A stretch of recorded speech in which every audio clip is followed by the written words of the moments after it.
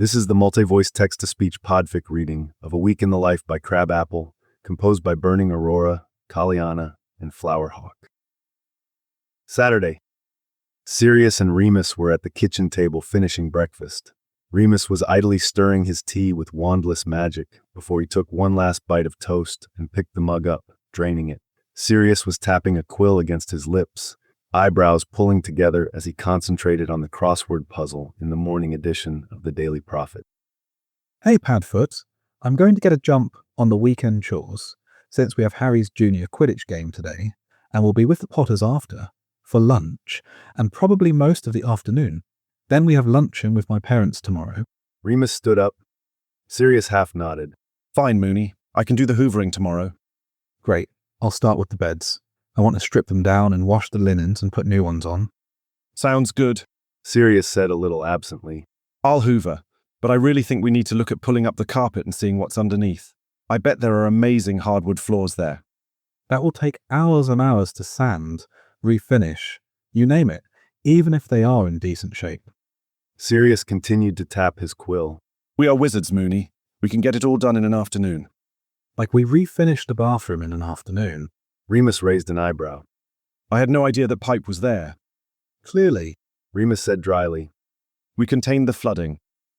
Remus kept his eyebrow raised, and he noted Sirius kept his eyes fully trained on the prophet. I'm not saying this weekend, Moony. Maybe once the Quidditch season is over. How long did it take Regulus to remodel Grimmauld? Remus bit back a smile as Sirius finally looked up. That was an entirely different situation. Remus hummed. We don't talk about that. Regulus talks about it endlessly, so prepare yourself since we have drinks with him and Celeste Thursday evening. Sirius groaned. He's still working on the third floor. I think he's waiting to propose until the project is done. Sirius groaned again. You like Celeste? She's even a half-blood. He's made a lot of progress. Remus watched as Sirius's face softened just a fraction. Why just drinks? They have dinner with her parents planned after, and you promised your first years you'd have their essays on transfiguration between two similar objects back to them by Friday morning. Those will be marked by the end of Monday evening. Probably tomorrow, except we have a full weekend. Remus moved around the table toward the kitchen doorway as Sirius took a bite of toast. You'll be marking them Thursday night, if not Friday morning before first block. I'm wounded, Moony. Sirius suddenly clutched his chest. I'm realistic, Padfoot. Remus replied easily, dropping a kiss to the top of Sirius's head as he passed. Going into research. Getting your articles or drafts to your editor 2 days in advance of their due dates. It's unseemly. It's perfectionistic. It's the job, Remus said lightly. Sirius hummed and returned to the crossword. Hey, Moony, what's an 8-letter word for? No, Remus said firmly, almost out of the doorway. But Moony, Sirius said, putting just a bit of whine into it. No, Remus said. Not since the Great Quibbler Debacle of 1985. No help with the crosswords. None. That was 4 years ago. And yet you still insist that it was my mistake, and not that you'd inserted the wrong word going across. I did not. Remus took a deep breath. And this is exactly why I don't help with the crosswords. I'm off to change the linens. Call Prongs if you're so desperate. Prongs is desperate, and I'd have to work the tele. Tele. Good God, Padfoot, the telephone, which you do perfectly well to order takeaway. I'm wounded again. You'll live, Remus said practically, setting off down the hall. He stripped the bed efficiently, sorting the sheets from the duvet cover, getting them ready for the washer he had insisted be installed 2 years ago. They could dry laundry with magic, but once he had seen how efficient his mother's machine was when Lyle had one installed a few years ago, saving Lyle from laundry duty and his mother from hauling loads to the coin-operated Muggle operation down in the village, Remus had insisted on the appliance. Ever one for Muggle improvements, Sirius had readily agreed and had often been known to throw a robe or two in, though he learned the hard way about his Gryffindor red shirt and a batch of whites. Before heading back to the kitchen to start the first load, Remus stopped by the linen closet so he could make up the bed with new bedding first. He opened it up and sighed at the sight on the second shelf. Padfoot. He called loudly enough to be heard in the kitchen. He could picture Sirius slumping in his chair. It took a good moment for Sirius's voice to come floating back. Yes, Remus. Remus pursed his lips and took a breath.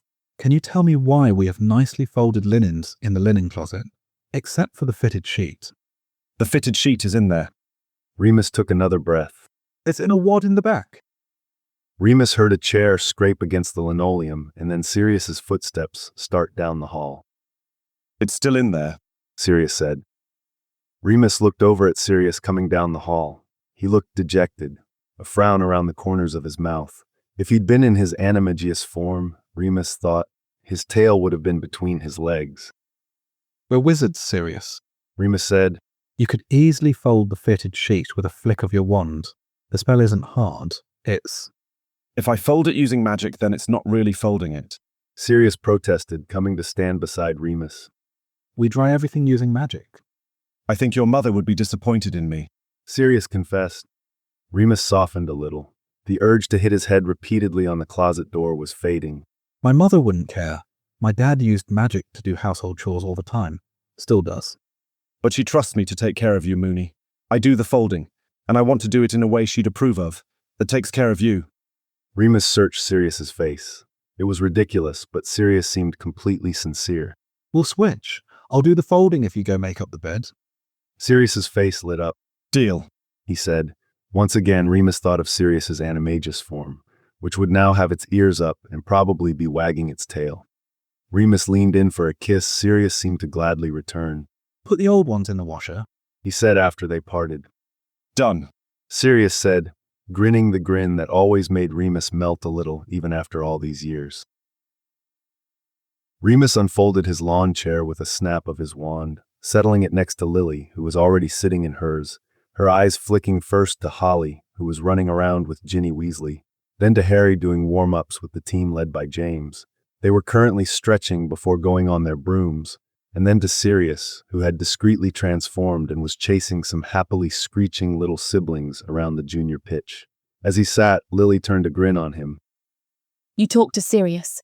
She asked. about not arguing with the ref over calls in the 9-year-old league. Remus said, accepting the bottle of water Lily handed him gratefully. It was early May, but already getting warm in Godric's Hollow. Lily laughed. Also, yes.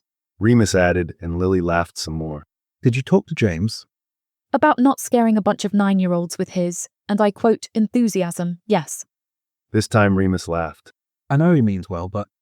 He was a terror as captain at Hogwarts. So why we thought he'd be appropriate with a bunch of kids too young to really understand more than hold the quaffle and try to get it in the hoop is beyond me. Because he took one look at Harry on the junior broom we got him at 6 and realised he had a future Quidditch star on his hands, same as him, and after that there was no stopping him. If only you'd gotten Harry the fish he'd asked for that year instead. We really should have. Then I wouldn't have had to see Neville Longbottom cry after James told him to buck up his defence, and I used the word told loosely there. Lily shook her head. Just let that boy grow daisies in the grass and not pay attention. He's fine. The daisies are actually impressive. Remus remarked, opening his water. Aren't they? He'll be amazing in herbology. Lily noted. I'm glad Frank put his metaphorical foot down. Remus added. Lily hummed. Arthur Weasley is today's ref. He's honest and fair. You're very optimistic Sirius won't have something to say about any of his calls. Remus noted dryly, and Lily grinned. I thought you talked to him.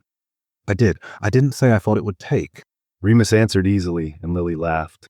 Madam Hooch almost banned him from Hogwarts games last year. Did we not all hear about that at least 10 times? She was right. Of course she was right. Lily said. Oh my God, he's going to be a menace when Harry goes to Hogwarts and inevitably ends up on the Quidditch team. Though that's not until 3rd year, so maybe we have some time.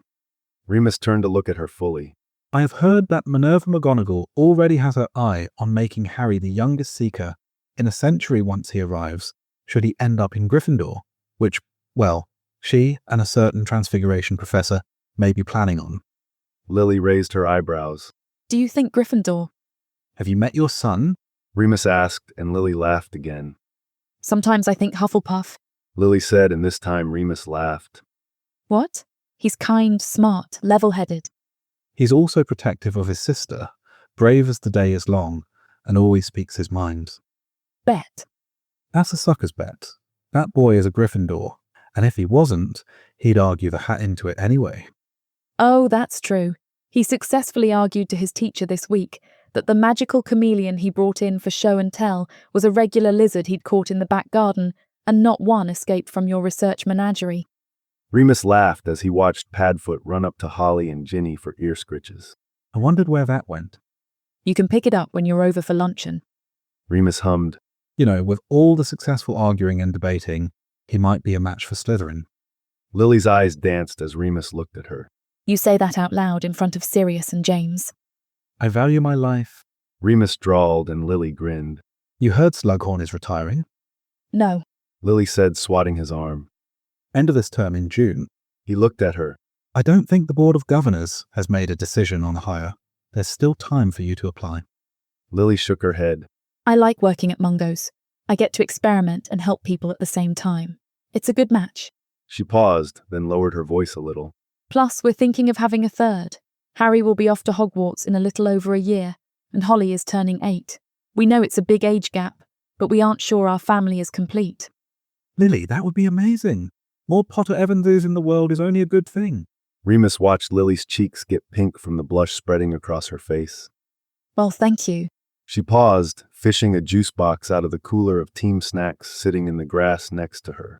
And before, when I asked if you'd talked to Sirius, I meant, have you talked to Sirius? Remus felt his eyebrows come together. About what?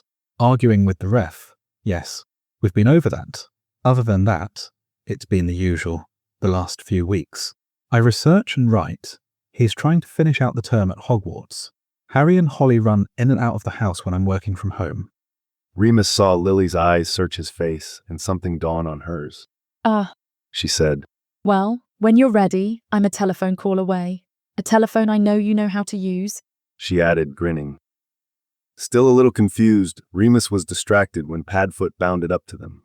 Still, he grinned at the dog and reached out and scratched him behind the ear, and Padfoot's back foot pounded the ground until suddenly the man was standing before them, grinning. Remus used his wand to unfold the chair he'd brought with them for Sirius. Sirius fell into it, and Lily passed Remus a juice box he handed to Sirius. Grape. He exclaimed, and Remus smiled as Lily laughed. As he peeled the wrapper away from the straw, Sirius asked, So what are you two conspiring about? You're not getting into an argument with Arthur Weasley. Remus answered, It's Arthur. How could I possibly find a way to pick a fight with Arthur Weasley, especially after the lecture I got from Moony yesterday? Colour me skeptical. Lily said, and Remus laughed at how put out Sirius looked. I can't believe you made that call. Sirius fumed as Lily put a pile of sandwiches onto the middle of the table. And in favor of Draco Malfoy. James agreed, placing half a ham and cheese on Holly's plate before taking a turkey and a roast beef for himself. Draco's not so bad. Harry put in, taking a huge bite of his sandwich. Remus watched Sirius's face literally go red from, he assumed, trying to stop himself from ranting about his cousin and the other Malfoys. That's the spirit, Harry. Lily encouraged, sitting down. You'd think the grown-ups could learn a thing or two from it. Is he my favorite kid? No, but he's a decent seeker, even if his dad is a little annoying. Harry reasoned. Remus kicked Sirius's leg underneath the table, and Sirius bit back a yelp. And it was a close call. I don't think Cho hit that bludger on purpose. It's not her usual position. Harry went on. You didn't have to say anything to him, Padfoot. Remus looked at Sirius, who actually looked a little chastened. Hufflepuff. Lily mouthed at Remus, and he shook a bit with restrained laughter. He still mouthed Not a chance. back. I probably shouldn't have tried to argue with Arthur. Sirius admitted. I just want what's best for you and your team, Harry. But if I took it too far, I apologize. Remus squeezed Sirius's knee underneath the table. Harry shrugged. It's okay. You said what you said pretty respectfully, even if it was loud. But you let Mr. Weasley answer, and then you left the field. He paused to take another bite. Dad probably should have called another play in the first place. At that, Lily, Sirius, and Remus all exchanged a look while Holly kept happily eating. Harry, James said slowly, his voice even if it sounded a little strained to Remus. You don't think I should have run that play? Harry shrugged. Like I said, Cho doesn't usually play beta, so she was at a little bit of a disadvantage.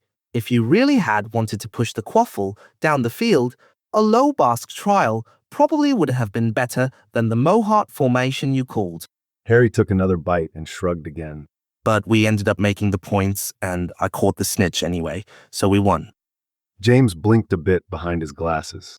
Well, that's one way to put it, Harry. Say thank you, James. Lily said. Why?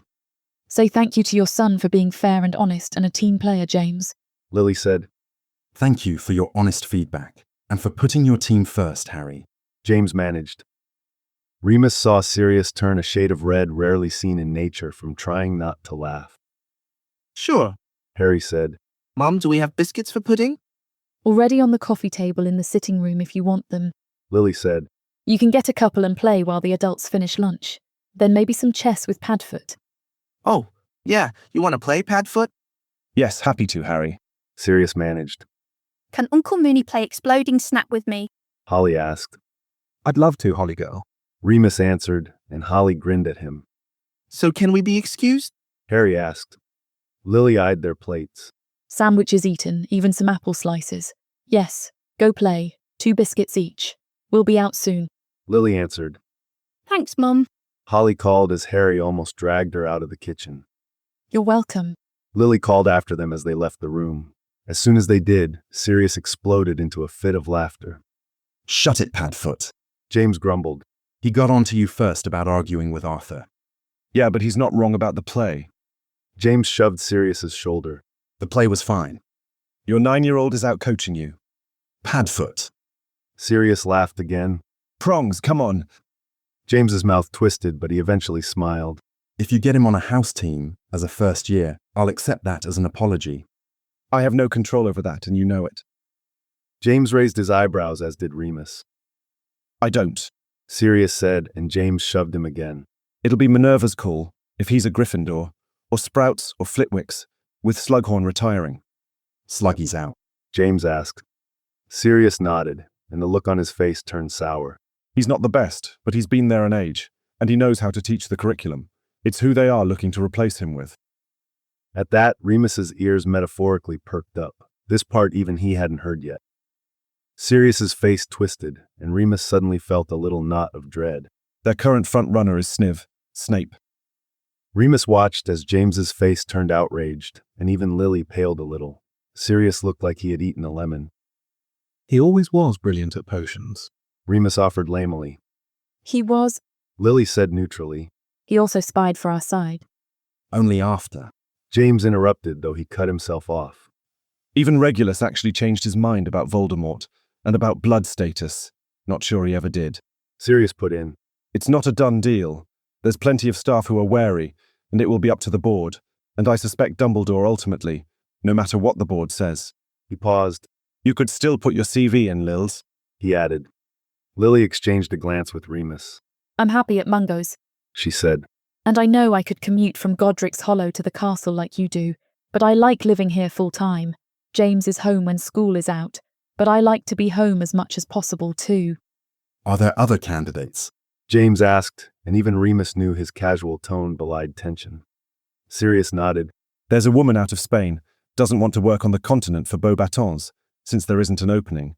Also an American, for the same reason, not much work in America, and a very talented candidate from Japan, who did teach there but has an Irish spouse.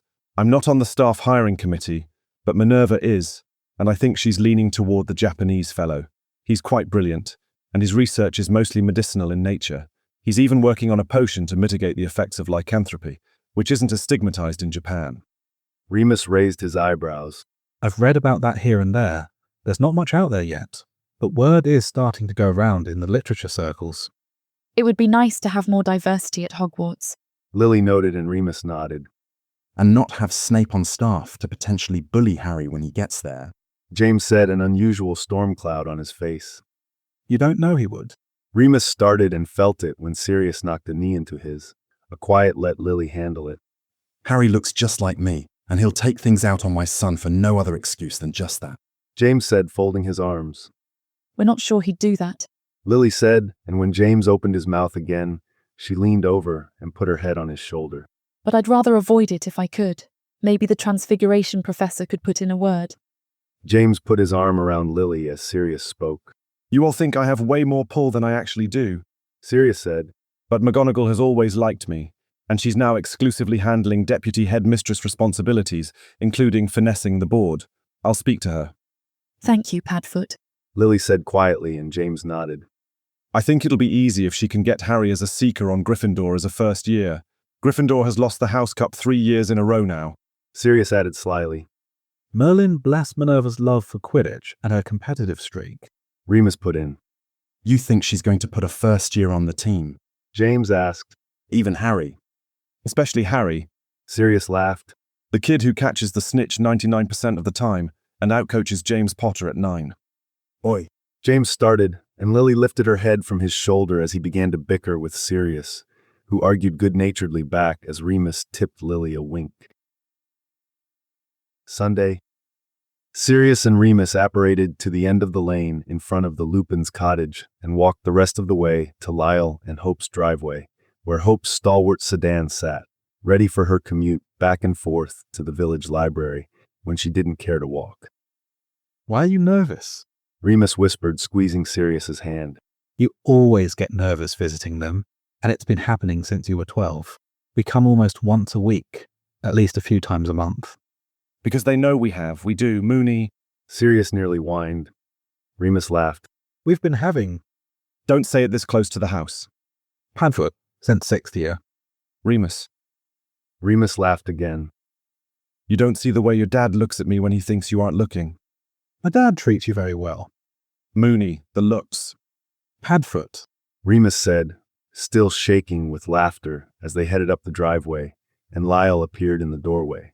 Sirius dropped Remus's hand, which only made Remus laugh a little harder until he cleared his throat to try to pull himself together for his father. Come in, gentlemen.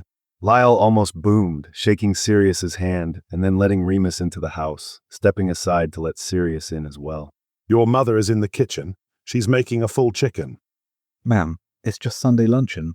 Remus called so that his voice would carry both to the kitchen and over the Joplin record Hope had going in the kitchen. I have to do right by my boys. Hope called back, and Remus smiled, heading through the hallway to the back of the house, where Hope was leaning over an open oven, a little red-faced.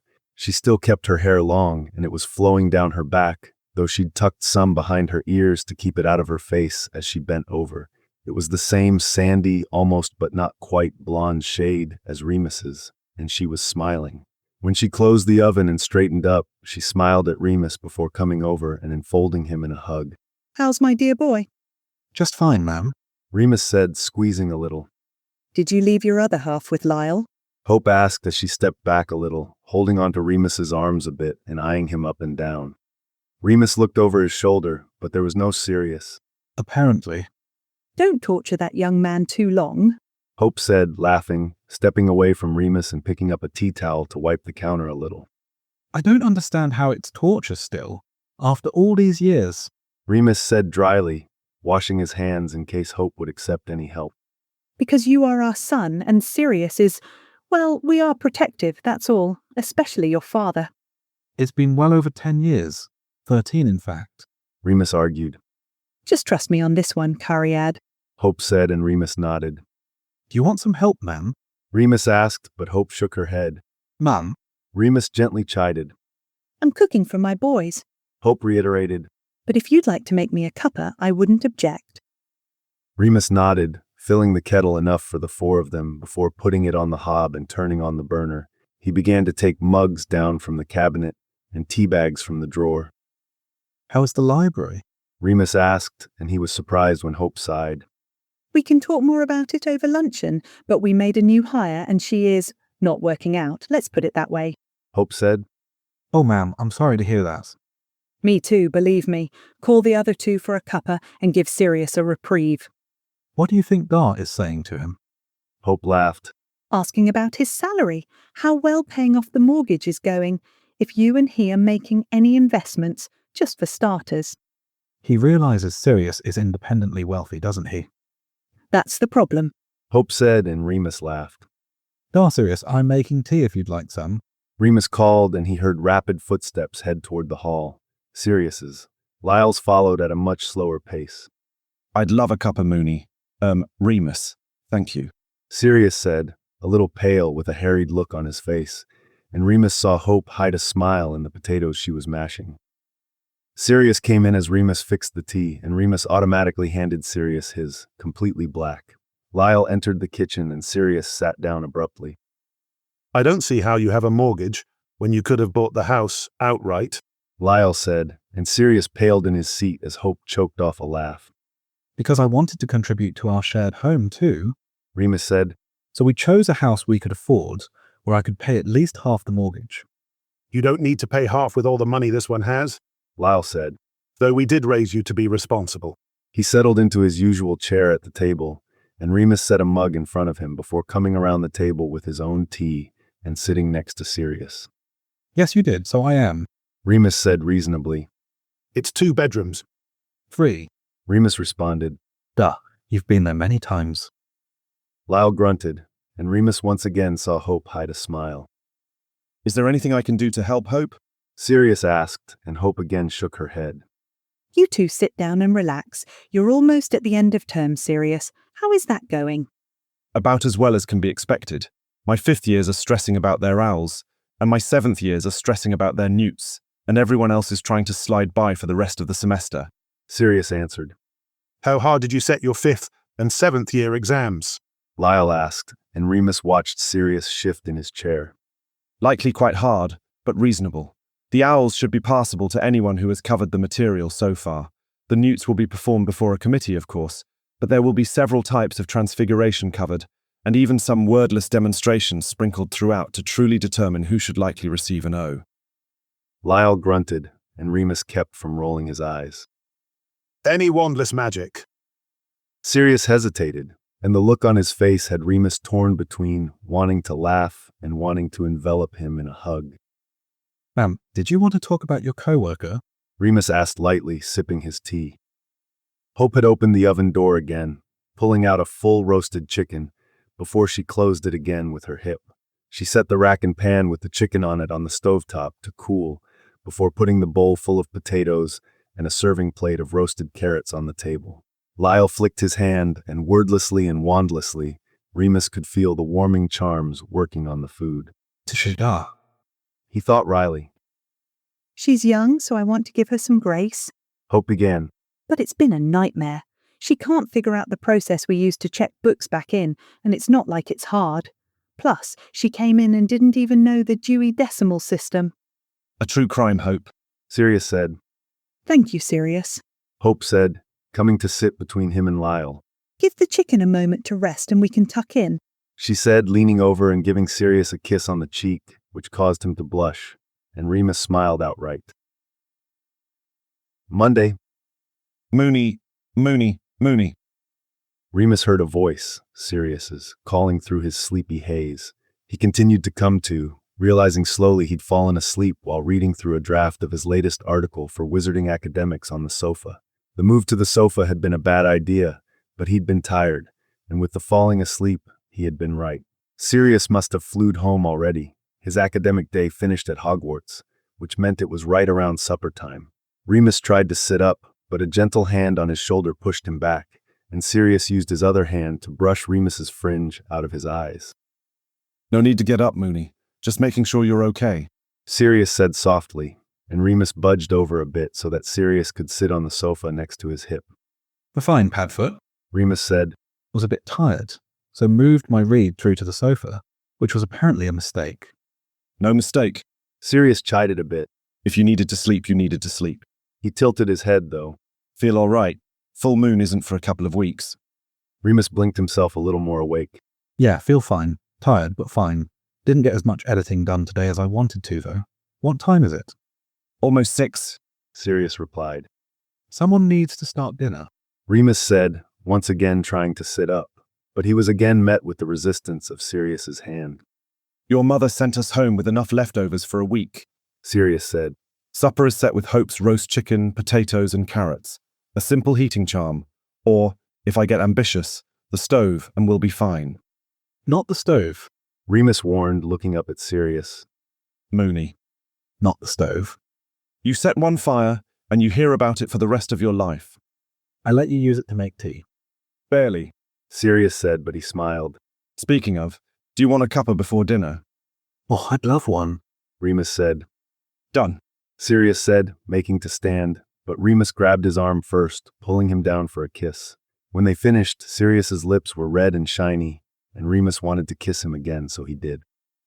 When they broke apart this time, Sirius's pupils had gone wide, and he was looking down at Remus with parted lips. He licked them subconsciously, and Remus whimpered a little. Remus felt Sirius's eyes rake over him a bit, and he shivered even in the warmth of the living room. Maybe dinner and a cuppa later. Remus floated. How hungry are you? For dinner? Yeah. Not at all. Remus licked his own lips and saw Sirius follow the movement. Here or bedroom? Bedroom. Though this rug is pretty good to my knees. Sirius said, and Remus swallowed hard. Remus threw his manuscript on the coffee table. Race you. He said, standing suddenly, dislodging Sirius from the sofa, leaving Sirius also standing. Moony, that's so juvenile. Sirius huffed, but not before he placed an elbow into Remus's ribs. Cheater. Remus called, taking off down the hall, Sirius's bark of a laugh following him. Tuesday. And then, Harry continued, bits of peas going everywhere. Harry, Lily scolded a bit.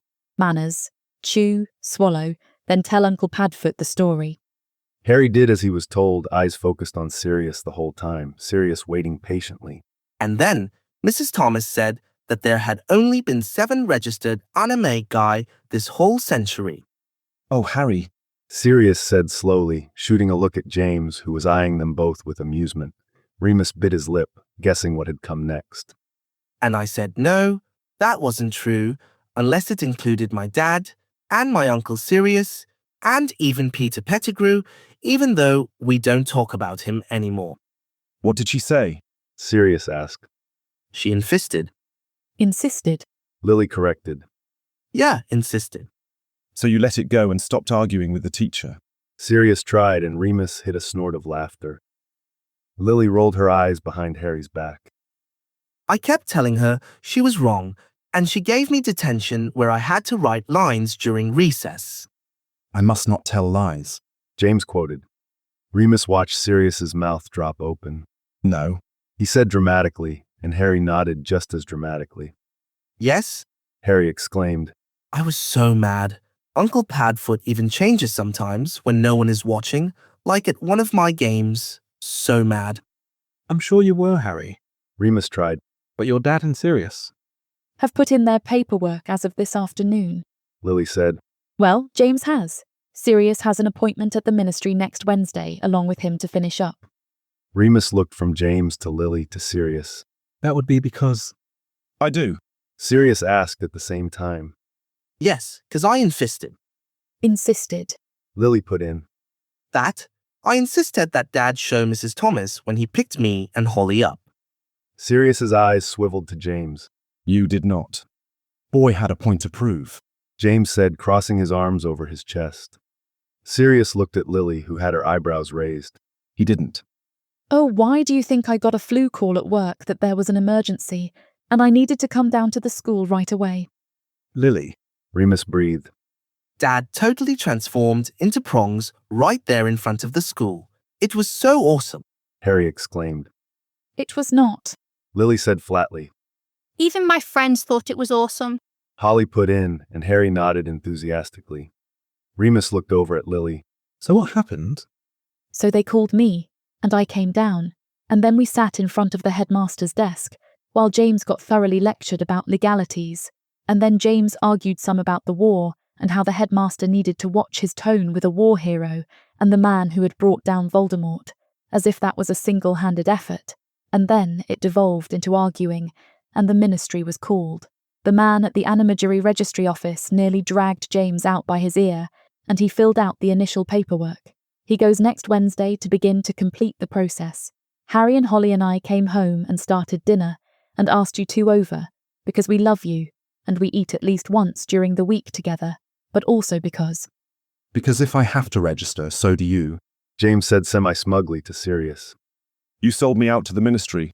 Sirius asked incredulously. Technically, it sounds like Harry sold you out to the ministry. Remus put in, though he winked at Harry. Harry would never. Not my godson. Sirius said. I didn't. I just told the truth. Yes, Harry told the truth, which is perhaps what some adults should have been doing for at least a few years now. Lily said, and Harry shot her a smile that she returned. Dumbledore knew. We used our abilities during the war. James argued. Minerva too, Sirius said. She even has me help demonstrate when she teaches that lesson. Yes, which is why it's so odd to me that she's never encouraged you to register. Lily mused, and Remus didn't miss the way Sirius's cheeks flushed. Oh my god, she has. Remus accused. I've had the paperwork for Sirius stopped. a while now. He ended lamely. How long is a while now? Remus asked. How long have I been at Hogwarts? Sirius Orion Black. Remus said. 6 years. James exclaimed. Ooh, Uncle Moony used Uncle Padfoot's whole name. Harry added, delighted. Mum did with Dad earlier. Holly put in, and Harry nodded. Yes, which is why both your dad and your Uncle Padfoot are going to go ahead and be officially registered and legal, and no one will have to hide or be doubted by their primary school teacher ever again. Lily said, shooting a look at James and Sirius. Harry and Holly, why don't you two go set up some games in the living room before it's time to get ready for bed? I'm sure Uncle Moony and Uncle Padfoot would be happy to play some gobstones or exploding snap before they go home. Yeah, okay, Mum. Holly said, scooting out of her chair, her little feet hitting the floor, Harry following soon after. Lily. Sirius started as soon as the kids had left the dining room. Nope. No, not a peep, not a word, not a sound. James had the audacity to reveal he was an animagus in front of the entire primary school today, and now he and you get to face the consequences. I was defending my son's honor. James protested. You were showing off. Lily countered, and she held up a hand when James began to sputter. You were, and it's long past time you two registered. 6 years, Sirius. I wasn't going to do it without prongs. Sirius mumbled, and Remus rolled his eyes. For Merlin's sake. Remus said quietly. Repeat after me. Lily said. We, James Potter and Sirius Black, are going to attend our meeting at the Animagery Registry office next Wednesday at 2 p.m, and we will not come up with excuses or put it off or simply not show up. We will do it on our own and not expect our life partners to hold our hands through it, and when we all meet for dinner at James Potter's home that night, we will have our certificates in hand. I'm not sure the certificates are ready so soon. Sirius started, and Lily glared. I, James Potter, am going to attend my meeting at the Animagery Registry office next Wednesday at 2 p.m, and I will not come up with excuses, or put it off, or simply not show up. I will do it on my own, with Padfoot, and not expect my wife to hold my hand through it. And when we all meet for dinner at my home that I share with my lovely wife Lily Potter, I will have my certificate in hand. After a pause, Sirius jolted and yelped like he'd been kicked underneath the table. Remus thought it was even odds that it was James or Lily. I, Sirius Black, am going to attend my meeting at the Animagery Registry office next Wednesday at 2 p.m, and I will not come up with excuses, or put it off, or simply not show up. I will do it on my own, with prongs, and not expect the love of my life, Remus Lupin, to hold my hand through it. And when we all meet for dinner at the lovely home James and Lily Potter share with their children, my godchildren, I will have my certificate in hand. Wonderful. Lily said. Tea. An excellent idea. Remus said. Uncle Moony, can we play checkers? Holly's voice floated into the room. Of course, darling. Remus said, standing up. As he did, he smacked Sirius on the back of the head. Moony. Sirius said, rubbing the spot. I'd get you 2 prongs, but you're too far away, and I'm not leaving that sweet girl waiting. I'll get him. I'll bring you your tea. Lily said. Thank you, Lily. Remus answered. He was on his way out of the room when he heard James Potter exclaim, Ow. Remus smiled. Wednesday. Remus had spent most of the day at his desk, revising and editing an article on the alchemy he'd been working on all week, which was due to his editor Monday. He was mostly done, which was a good thing because he'd fallen asleep at his desk after lunch for a good 2 hours, and he'd woken up with a crick in his neck and some ink on his cheek. He'd made good headway into his editing, paring down the section on poisons, which weren't especially useful on the creatures anyway. He was going through now looking for typos when he saw Harry and then Holly run along the edge of the small forest that bordered their property. They only lived a few houses down from the Potters, and Harry and Holly were frequent visitors to their house and to their property, especially as the creek wasn't far from their backyard. Remus often saw them playing outside from his office window, Sometimes with sticks they were pretending were wands, but often just running or playing hide-and-seek behind the huge tree trunks. James often followed them on their adventures, even at a sedate pace, so when James didn't appear, it made Remus wonder if Lily had taken an early afternoon and was managing the kids. Remus put down his pen and smiled, watching as Holly and Harry dodged among the trees. They weren't wielding sticks as wands, but they were clearly playing some complicated game of their own making, their laughter carrying through Remus's slightly open window.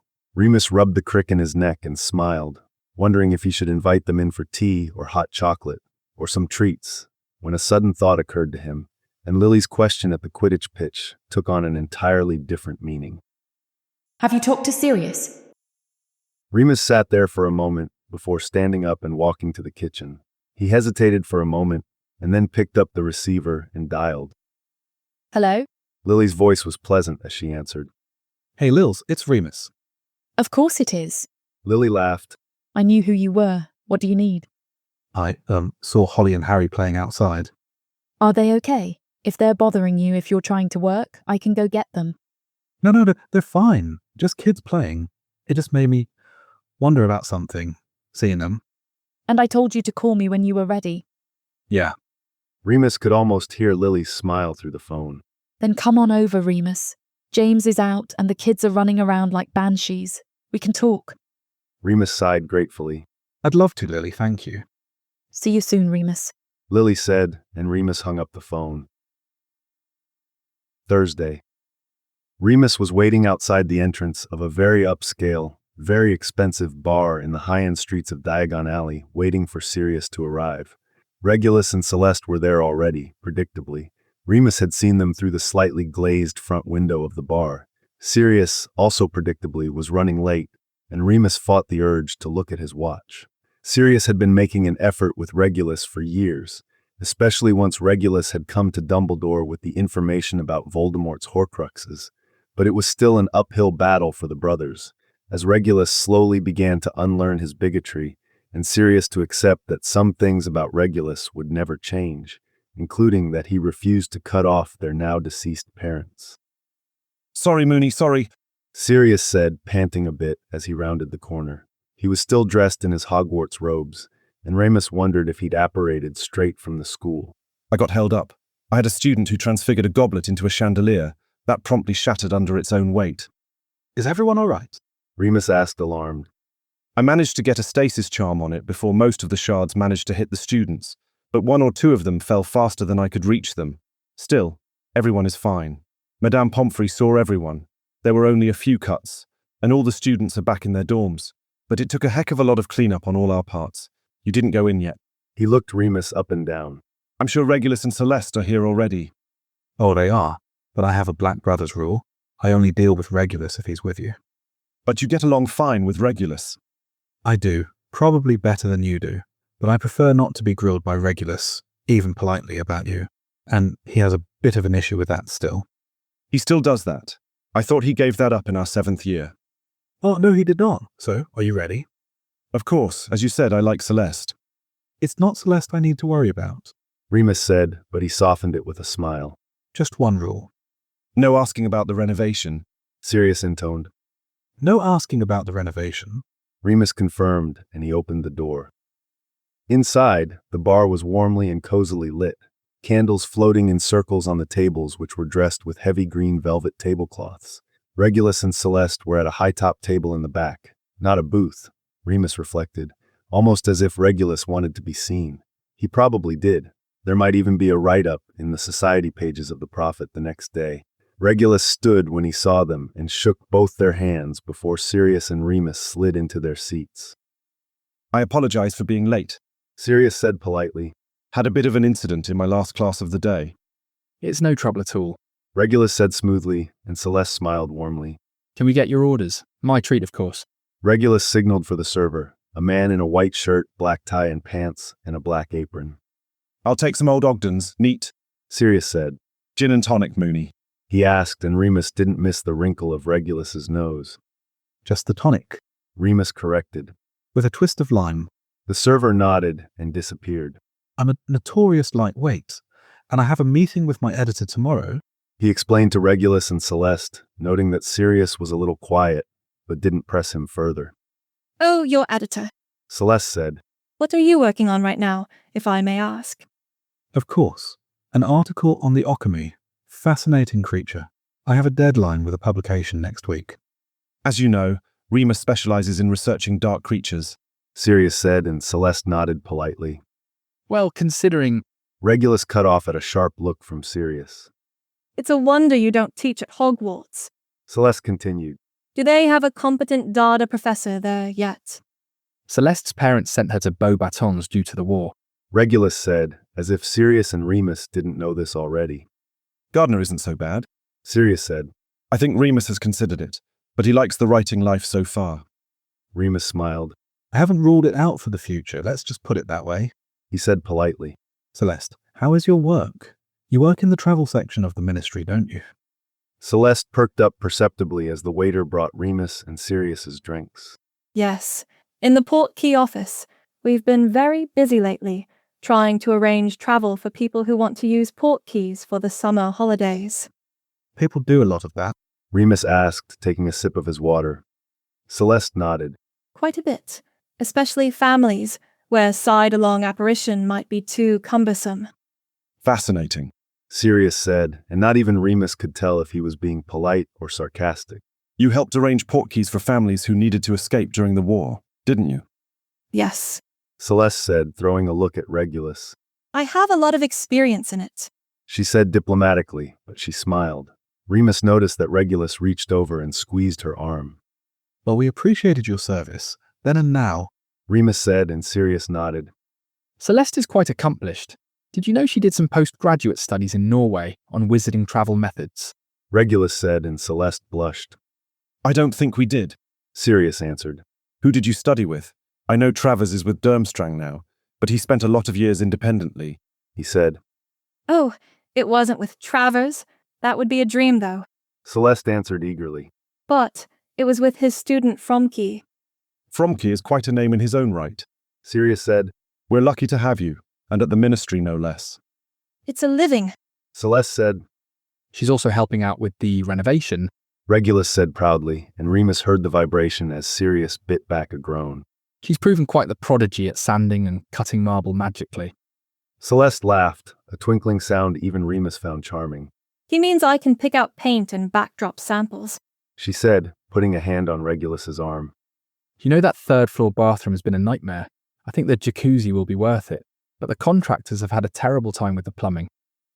Remus started to tune Regulus out, watching in real time as Sirius's eyes glazed over, at the same time he kept a smile plastered to his face. Sirius would rather cut his ears off than hear one word about 12 Grimmauld Place, including Regulus's extensive renovation of it, which had been going on for years. For his part, Remus was cheered up at the thought, and cheered Sirius up at the thought, that the Blacks would hate the updates Regulus was making. The whole thing would end up modern, sleek, and if possible, at least classy. And as Remus brought his glass up to his lips again, he caught Sirius's eye and mouthed jacuzzi. He didn't miss Sirius's mouth turn up at the edge as he pretended to keep his attention on his brother. Friday. Remus had everything ready. He'd ordered takeaway from Sirius's favorite curry restaurant, a variety of dishes they could share. Everything was laid out on the coffee table under warming and stasis charms, along with serving spoons, plates, and utensils. Remus liked the idea of eating in the living room for this better than the kitchen, where they usually ate when it was just the two of them. He'd met with his editor in the morning and then gathered some necessary supplies, some borrowed from Lily, before arranging dinner. Sirius was usually home from Hogwarts about 5, which might be early for dinner, so Remus had also lined up some drinks. Water, tea, Ogdens, even coffee. He was fiddling with the teaspoon in the sugar bowl at just after 5 when the flames in the fire turned green and went up high, and Sirius stepped out, dusting some soot from his robes as he went. Remus saw Sirius take a deep breath, presumably to call his name, but then Sirius stopped, flashing a winning smile at Remus instead. Remus went a little weak in the knees despite himself and the fact that he was already sitting down. Sirius came forward, capturing Remus's lips in a kiss. Remus kissed back before breaking the kiss. Sirius shed his school robes and threw them on the armchair, revealing the muggle-white Oxford and black slacks he usually wore underneath his robes at work. What's all this, Moony? He asked, gaze raking over the coffee table. Is this my favorite curry? It is. Remus said. Thought we could use a treat at the end of a long week. Well, I won't argue with that, especially as I got up early to finish marking those essays. Sirius pulled a face, and Remus tried not to laugh. You can say you told me so. I'll do no such thing. Remus said. But you did say I'd do it at the last minute. Still, everyone got their marks. I recorded it in the grade book, and now I have nothing to do with my evening except spend it in your company. Sirius said, grinning, coming to sit next to Remus. He placed a warm hand on Remus's knee and squeezed, and Remus smiled nervously, loving the casual heat of Sirius's hand. If it's too early for dinner, there are some appetizers and some drinks. Remus offered. I can see that. Sirius said. He turned a knowing gaze on Remus, and Remus did his best not to squirm. Moony. Sirius continued slowly.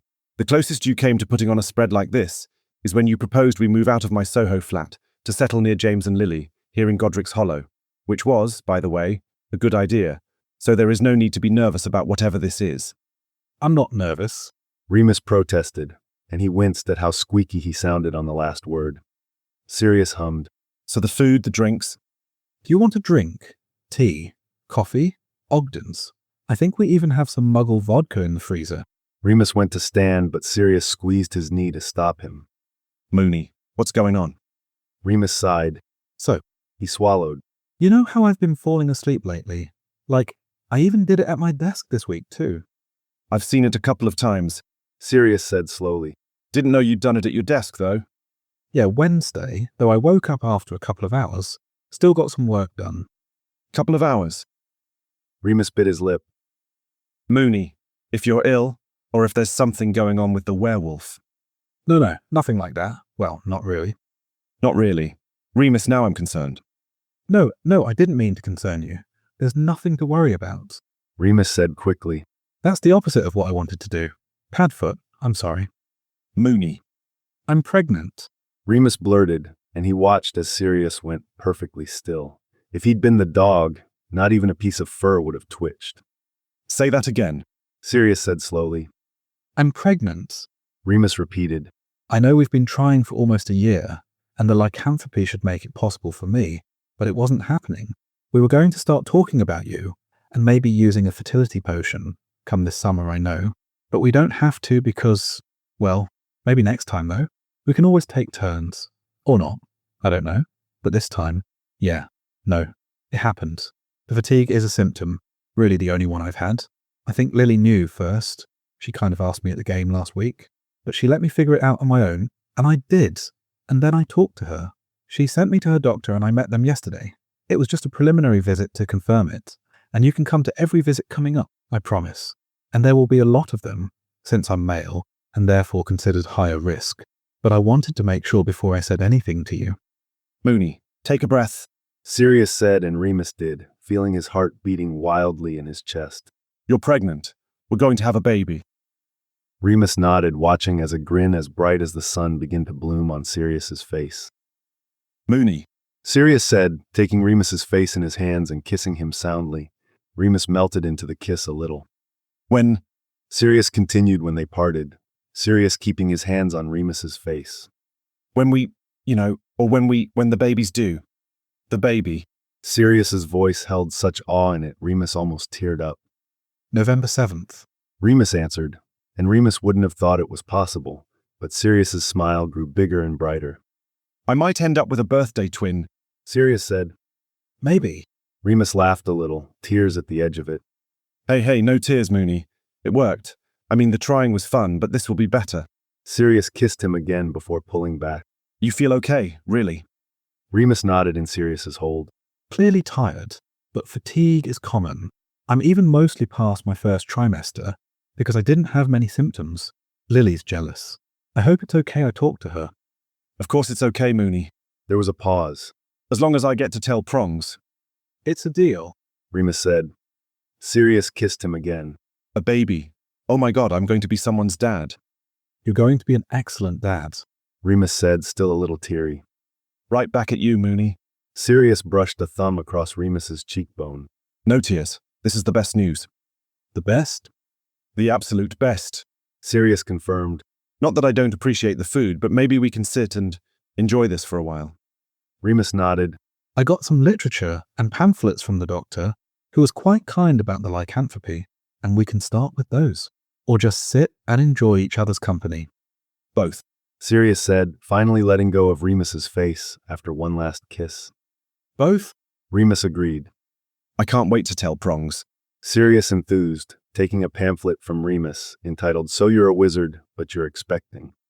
We're going to have to tell my parents soon, too. Remus added, settling his head onto Sirius's shoulder. He felt Sirius tense up under his cheek. Lyle is going to kill me. He'll be thrilled. It's proof that we... Remus laughed. Sirius, they know we... Let's enjoy the moment. Sirius suggested, and Remus pressed a kiss to his shoulder. Yes, let's... Remus agreed, taking Sirius's hand and reading over his shoulder. Finite. Thanks for listening to this text-to-speech podfic composed by Burning Aurora, Caliana, and Flowerhawk.